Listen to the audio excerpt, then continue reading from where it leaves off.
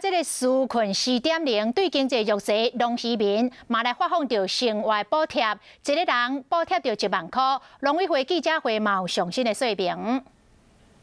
那第一个粮食安全的准备的部分，我在这里跟所有的消费者特别保证，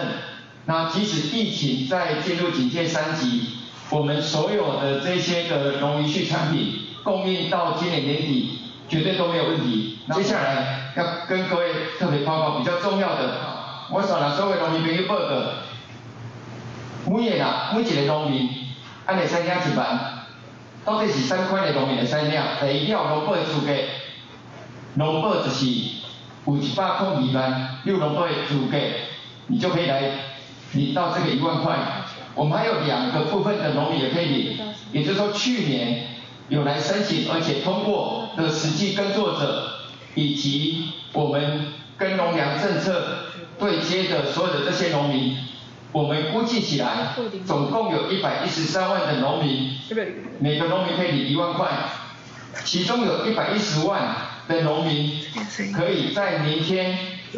会直接把钱1万块汇到你的户头。所以我们有110万的农民是可以直接汇到户头的，那其余的3000人是可以到我们的农会那边去领现金，那剩下的1万多，我们会之后呢，欢迎来到农会的信用农会这边来申请。我直接要拜托所有的农民朋友吼，钱花袂了，莫去农会拄婆啊，你要用的时阵，才紧领出来就好啊。我直接保证一定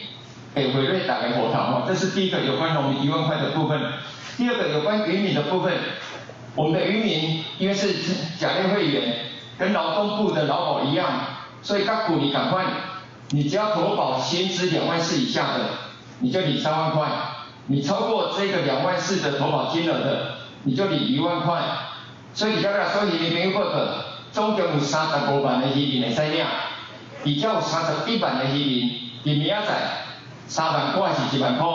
就下落回你的户头。哦，拜托莫去渔会，去拄婆啊，因为渔会一个渔会可能有5、6万的安尼渔民，安尼造成群聚的效果，防疫上不好，但是一定会汇到你的户头。至于刚入会的渔民，或者是我们的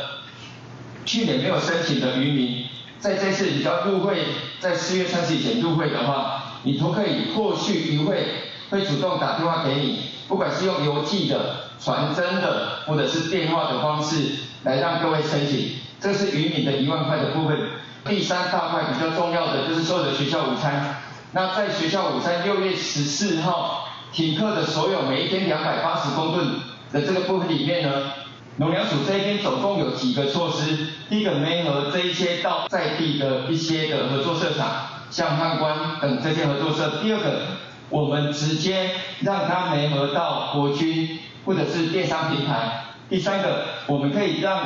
这些的学校午餐优先到果菜批发市场去拍卖。第4个，我们还可以来做其他的加工处理。最后，我们当然可以再送给一些弱势团体，或者是在产地里面呢，采取一些相关的因应措施。所以学校午餐的部分。